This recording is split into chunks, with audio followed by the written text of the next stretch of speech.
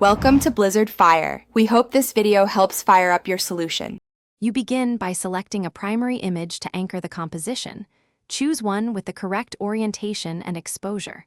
Once chosen, import the other photos into the project using Add Photos or the photo tray so they are accessible. Make sure Auto Enhance is off to avoid automatic color shifts. You'll next adjust canvas size or orientation to fit both images. Set aspect ratio now to avoid cropping later. This first setup keeps layers organized and prevents rework during blending.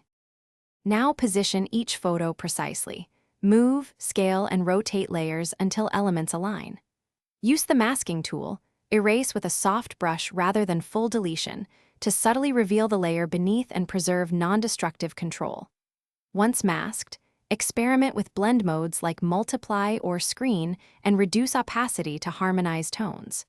If edges look harsh, feather the mask and nudge opacity by small increments. Make small exposure or color tweaks per layer. Finish by applying global adjustments, slight exposure, color balance, and overall sharpening to unify the merged image.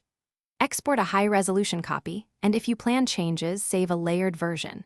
If you spot visible seams or mismatched color, return to the masks and refine edges, match white balance between layers, or sample and clone small areas for smoother transitions. If a change breaks the look, undo step by step. Keeping backups prevents lost work and speeds troubleshooting.